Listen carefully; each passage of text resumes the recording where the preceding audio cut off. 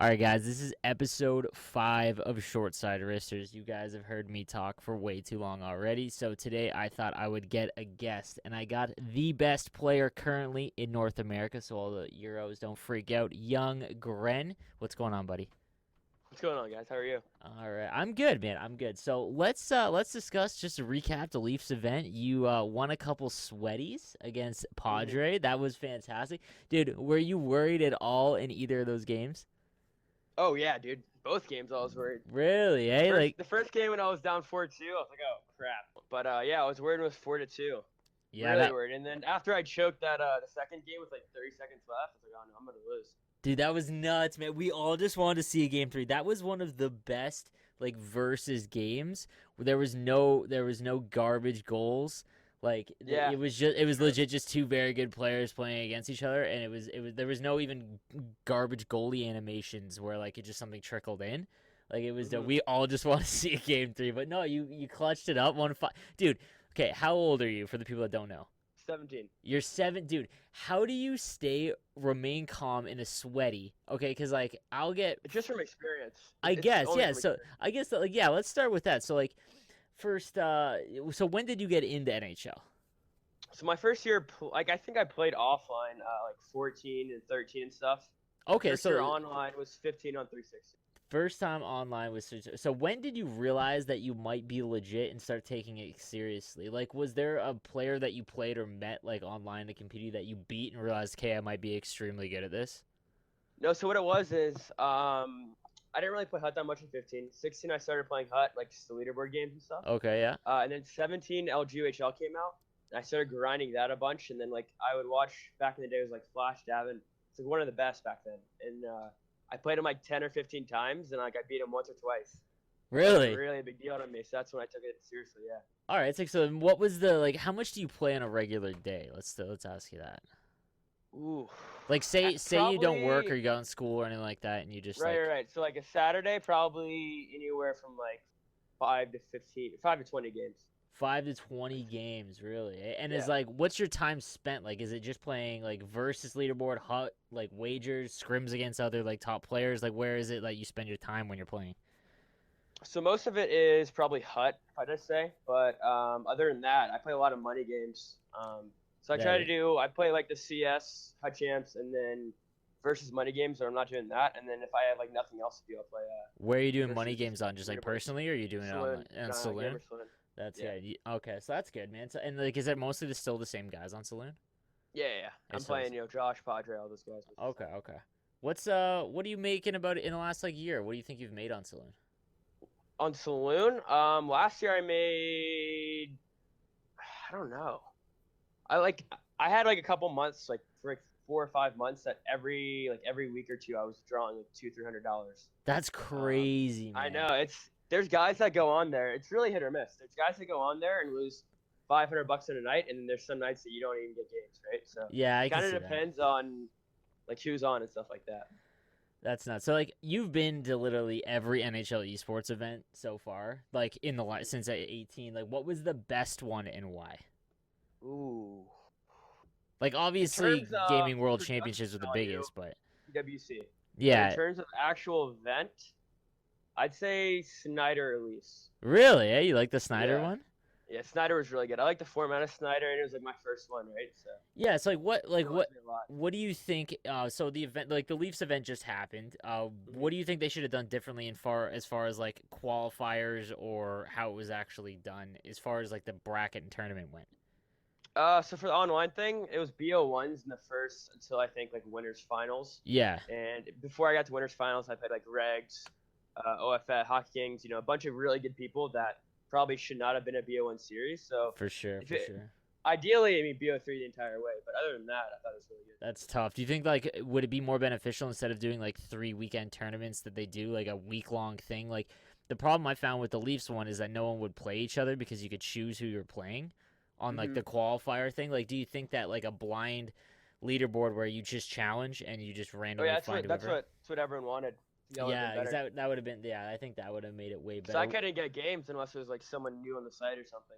Oh, for sure. Yeah, no one is going to take. Yeah, for sure, no one was going to. Who is a guy that you would love to meet in the finals of an event? Whether it be you want to just smash them publicly, or you think that it would be a good game. Oh, come on, man. Everyone knows this. Like, yeah, okay, yeah. I Gotta guess be that's shit. It's Eki, gotta be bro. at this point. Yeah, I mean, like, last year's Josh, and then I proved that. I mean, now, I mean, I think it's what do you only like? guy. What happened when you played Eki? Like, was it like just like So, he's so I was already out of the tournament. One. okay? Oh yeah, true. Yeah, you were. Yeah. And I had thought, I thought going into that game, like either way, I was like gonna get third. Like I talked to Eki before before we even played. And he asked me if I lost, like where I'd be. And I said I think I'm third, because John had just beaten Full. Yep. So I thought like tiebreaker, because I beat John, that I would have finished ahead of him, but I was wrong. So yeah, it was a goal it, differential thing. Yeah, exactly. And so going into it, I thought I had third either way, and I had already been out of the tournament, so obviously my hopes were like, I see what you're saying. So wasn't like playing winning good, wasn't like winning exactly. winning just keeps I you feel okay. like if I played him like game 1 or something like that, it would have been way different. Do you think like that format was good, where you just had a round robin against each other, basically? I would have preferred it be like not one and dones. It's tough, like, yeah, like that was weird. It's like tough though, because it is 6 people, right? So it's yeah, and like the length involved in that is crazy. Like there's no way to do it in one day where you're not playing like 8 hours. Well, we did it in 2 points. We did it in 2 days. Oh yeah, you're right, because they didn't. So that's why. That's why I was thinking, like, I don't know. I think we could have had time to do. For sure. Series, but for sure. Who currently gives you the most trouble, whether it be in wagers or you meet in Hutch? Dude, that's what I was gonna say. I was like, man, It's weird. It's really weird. So in money games, I think he's up like 4 or 5 money games on me, but in like tournaments, I beat him. But like other than that, most of the time, it's like. What is it specifically that he does that you think that he does better than other players? His offense is very good, and. Is it spread out, or is it something that he is just mastered, like getting open? He's mastered like just, I don't know. He just mastered it. Like offensively, he's really really good at like when he keeps the puck really really well, and then he finds like openings and all these stuff. He's really good at it. What do you think he has to do to break through to like the top like 4 if he's not already? I'd say top 4 right now, but if not, then his defense. Because offensively, I think he's like just as good as I am. Just as good as Mivs are, just as good as like the best offensive guys are. But defensively, he's like a little bit weak. Okay, I see what you're saying.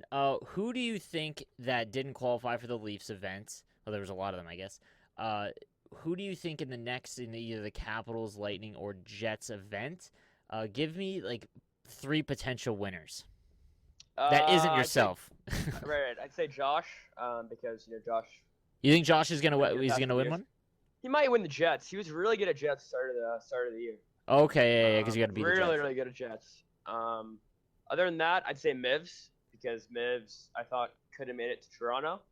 Yeah, honestly. Man, he's not like it's nuts how he plays so different than everyone else and just mastered behind the net. Like he's an animal behind the net with that hybrid controls. It's messed up. You have to be really focused to play Mivs. Yeah, it's crazy, man. Any mistake is in the net.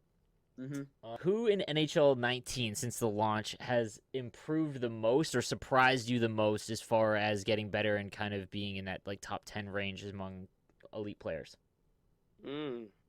I think the person that everyone else thinks is Canadians. I didn't know who Canadians was till I met him at the I knew he was last year. But personally, I think Regs is much better this year than he was last year, and I think he'll show it. Really? Yeah. Okay.